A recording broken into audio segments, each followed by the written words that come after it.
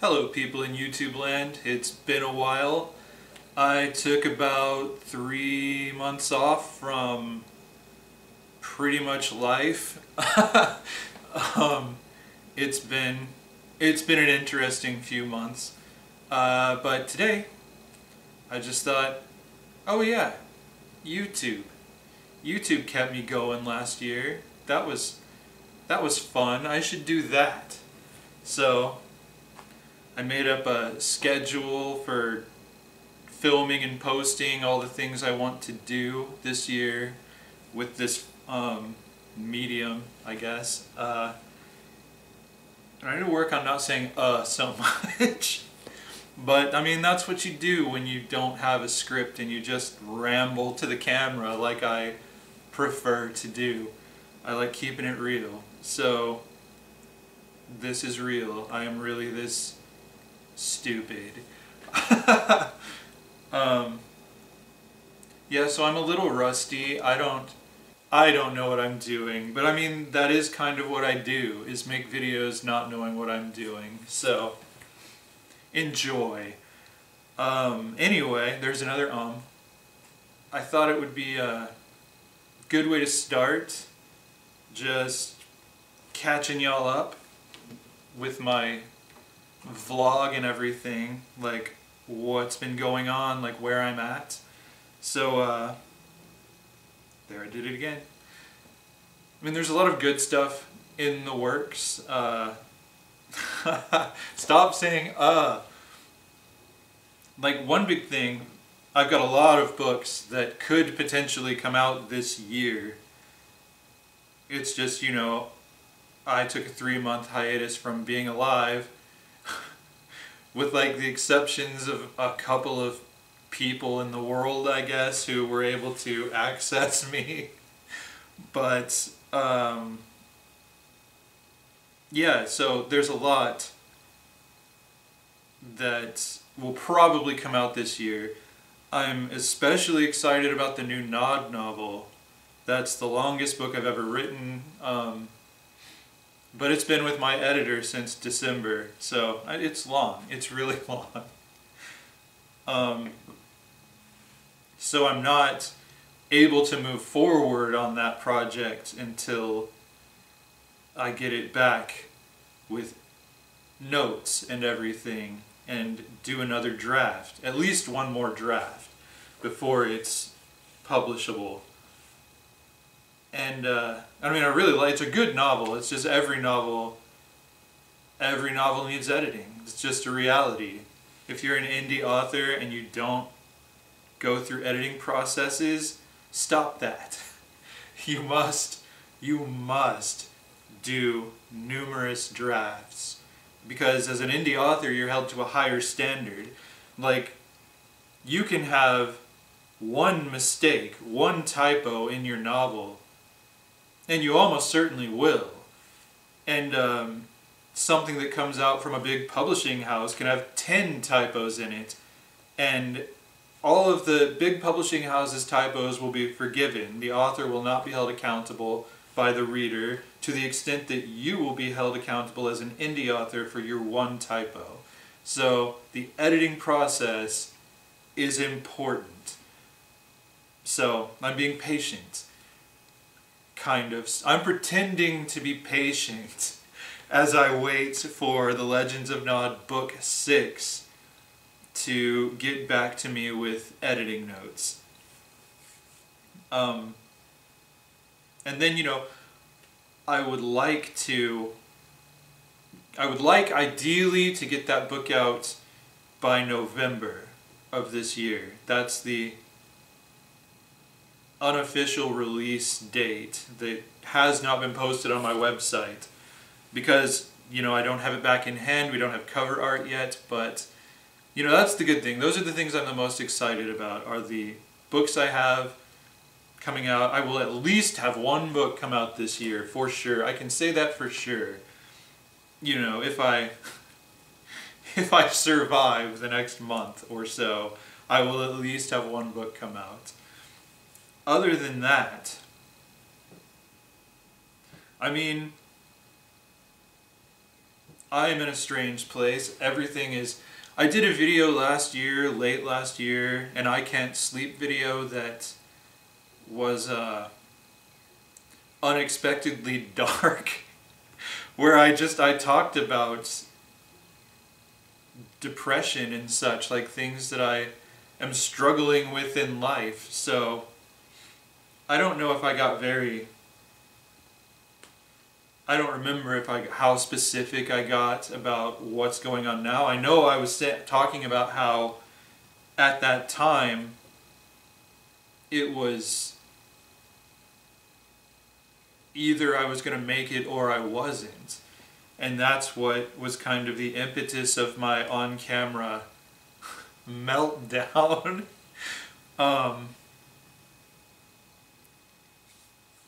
But I managed a bit of a reprieve, and now I'm right back where I was when I made that video, but more hopeful. I do not feel depressed right now. Like, it's weird, I just did a 3-day water fast, mostly because I can't afford food. And I was just seeing how long I could go. And I could have kept going, but I have things to do that I didn't want to be fasting. So, but it's, you know, when you have to choose between buying food or gas, and you weigh the things you need to get done and find that gas is more important. Gas is more likely to keep you alive than food. Yeah. Water fast, do lots of research. I almost died one day, for real. It was scary. And then because you can get dehydrated doing a water fast, because, you know, like, I didn't think about the fact that most of the water we take in throughout the day comes from food, not things that we drink. So just drinking water isn't enough. You have to drink a lot of water. But anyway, back to, like, where I'm at. I'm, yeah, once again, either going to lose everything, or everything is going to be fine for the foreseeable future. Everything's going to be good. So, emotionally, I am ready for everything is going to be good. But realistically, I'm also prepared for I'm going to lose everything. And here's what that's all about. Like, you know, my book last year, The Legends of Nod, book 5, A Hero Before His Time, did really well. It was a successful book for me. But it wasn't a New York Times bestseller. We did a promotion in July, and it was topping charts, various charts, not that chart, not the New York Times bestseller chart, but on Amazon it was topping charts in various categories.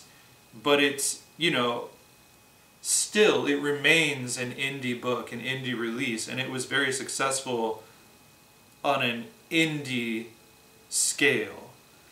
So, definitely it did not buy me very many lunches, but so I mean, the reality is most writers have to work day jobs. Very few writers have the luxury of just being writers. So throughout my career, for most of my writing career, I've had a day job. When my first book came out, I was working at a bookstore. You know, then there was a brief period I was working for UPS. And then by the time my third book came out, I was in youth ministry. And I mean, that was the best day job. It wasn't really a day job, it was a 24/7 job. That's the job where my writing became the other thing I do. Usually it's my day job is the other thing I do. But here's what happened. So everything was going fine. I'm writing, I'm working, I'm thriving, I'm paying my bills. And then 2013, summer 2013, the world fell apart. And it hasn't been mended. Like, for 9 years, I've continually been knocked down and had to get back up and not really been able to get solid footing or anything, because that's the year my mother got very, very sick. She was hospitalized 5 times. Every time the doctors said she was going to die. And I may have talked about this in that other video I mentioned. I don't remember. But, I'm just putting everything into context for you here. Just a brief summary of how I got where I'm at. So, like, I was the only person who could take care of my mother. So that became my new 24/7 job. And, that's when my writing output really slowed down to a trickle, because those were hard years. That was 6 years of being a caretaker, and all of my time being taken up dealing with Mom and taking her to so many doctor's appointments every week. I couldn't do anything. I was trapped, and I couldn't get a break from that to try to find a job that would allow me to do both. So, I lost all of my money. I had to live in Mom's garage. I was in hell. But again, it's worth it. It was worth it to me because if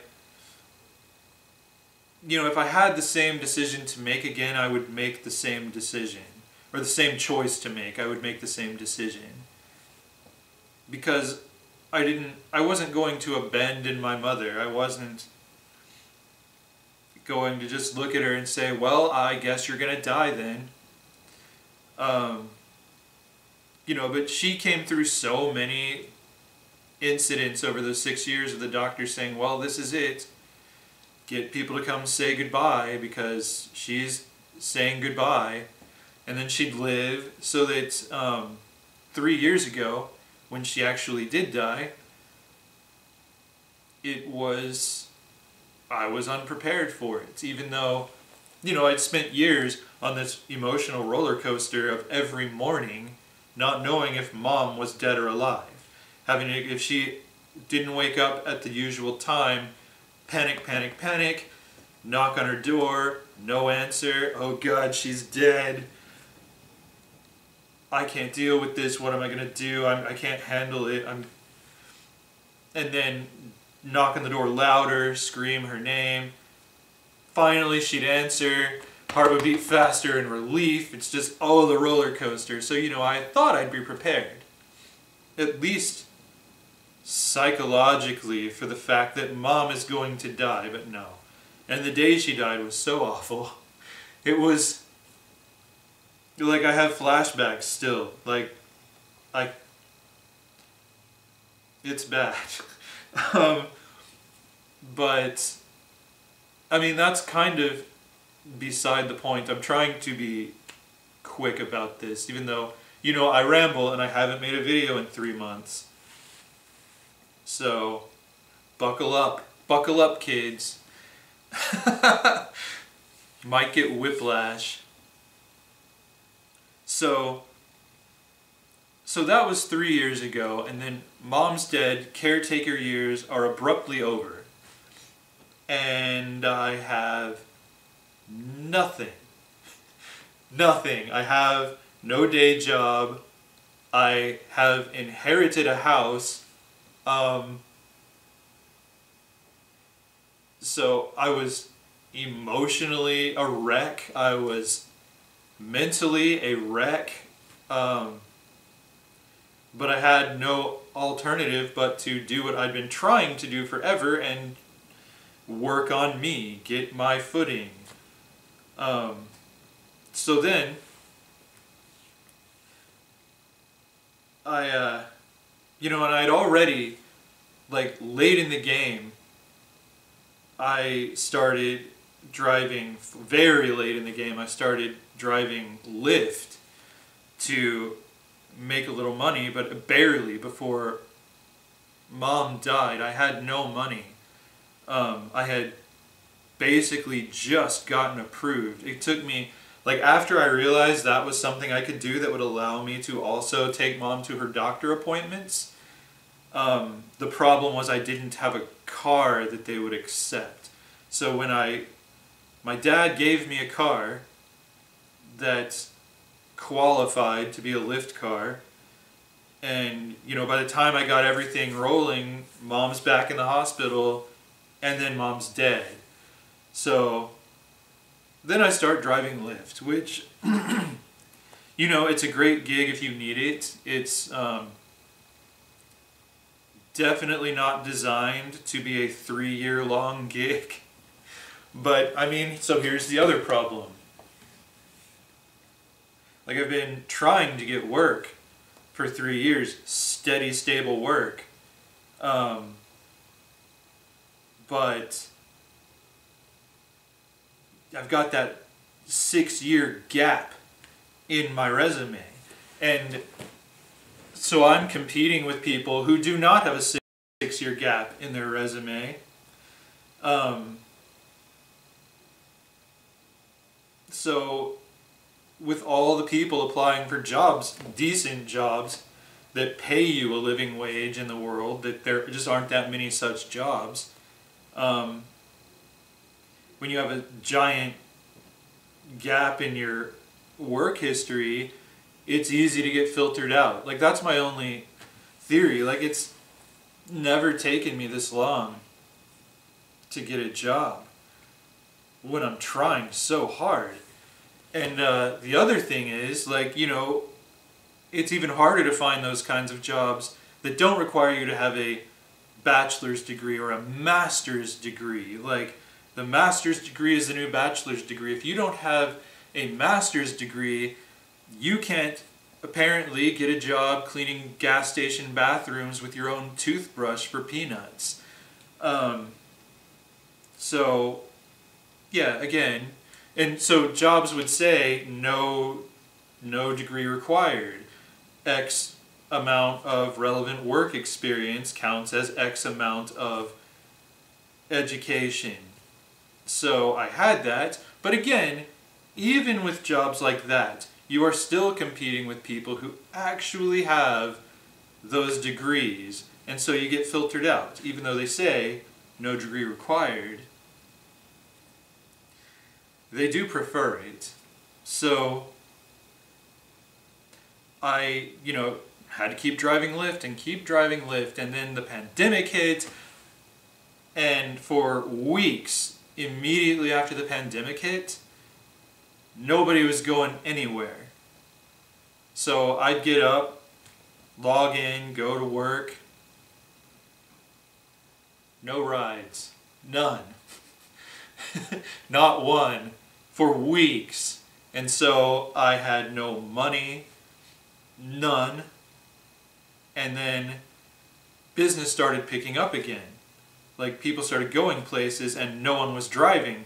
That was great for me because I got all the business for a couple days, because then my car broke down. And I couldn't afford to get it fixed because I just came through weeks of nothing. So I was kind of doomed for a little bit. And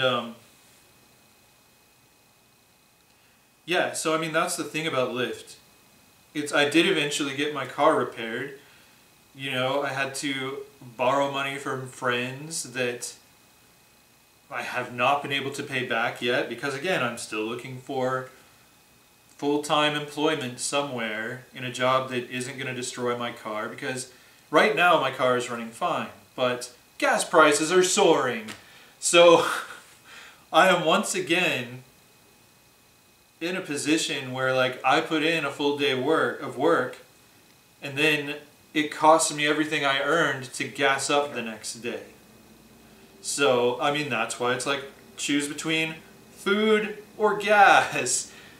Gas equals income. If you don't buy gas, you will never get food. So, yeah, it's been hard. And I'm at a point, once again, where I don't know if I'll be able to salvage my life financially, because I'm in such a deep hole and it's such a critical moment. Like with the house, there was a lot I could do during the pandemic, and we're still in a pandemic. It's just the world has decided to pretend we're not. So everything is going back to business as usual. So I can't get any kind of a reprieve from having to pay the full mortgage. And it's just right at the line where I have to do something. But there's nothing, there are no solutions other than what I've already been doing, which is to keep trying. And so, other good thing though, like, and maybe this is why I'm feeling more positively than I was when I made that dark I can't sleep video, because I do have a job interview this week. The first time I have had anyone respond to my efforts. It does not mean I will get the job, but generally, when I get a job interview, I get the job. And, you know, that's one of the things, like, in the 21st century, I can't walk into a place and charm people. They're like, no, go home, apply on the internet, apply online. No one gets to meet you. You don't get to shake hands and hand someone your application like we did back in the 1890s when I was an old man. But, so that's made it harder too. But usually when I can get in front of someone and interact and meet people, you know, like have a conversation, I can be pretty, I'm good at selling myself. So I'm very optimistic. But it's still maybe too little too late to salvage my life.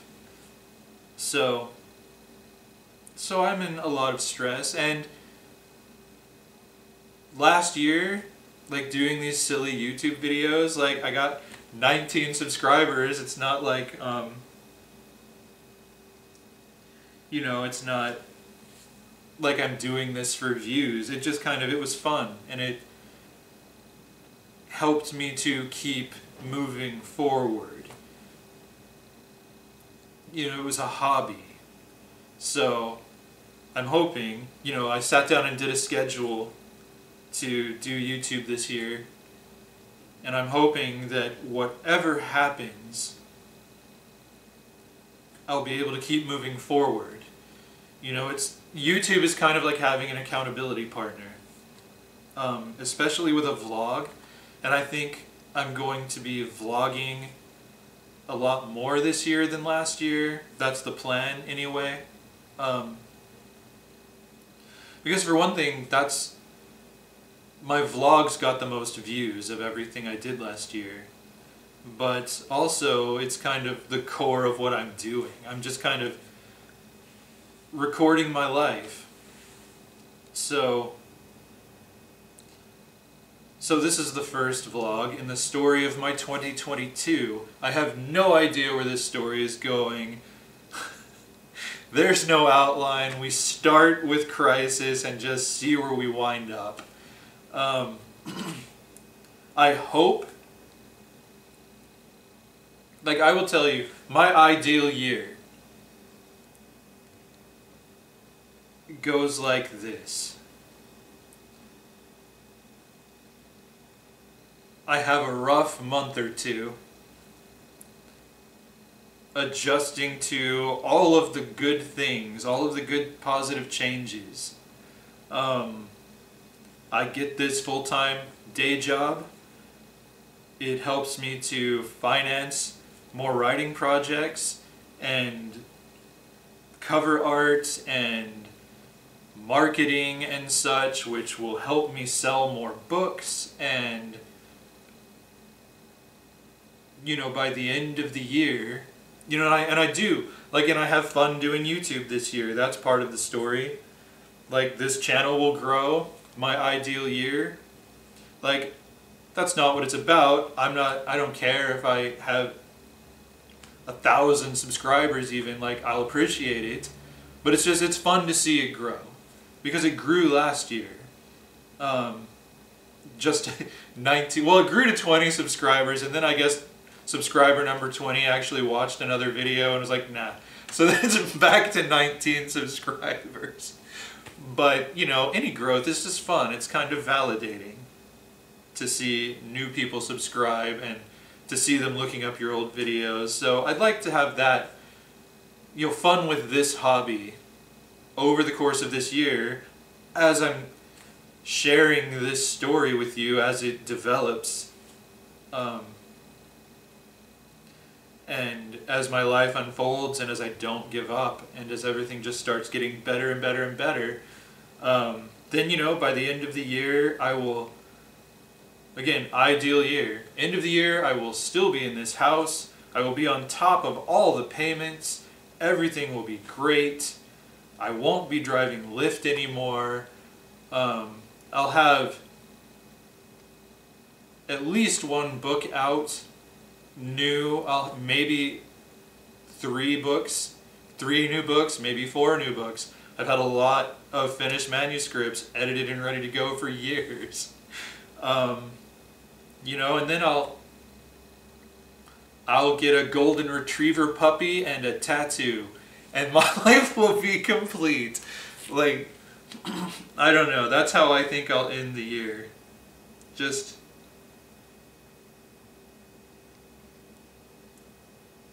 being successful, being able to do what I want to do and feeling like I'm living life again rather than just surviving. It feels like I've just been surviving for 9 years and it just keeps getting harder, but that's where I'm at right now. It is the darkest, so I'm looking at it as meaning this is the gloaming of my life. This is before the dawn. And as I keep vlogging this year, my hope is that you will see me thriving. But if I don't get my ideal story this year, then my hope is that you will see me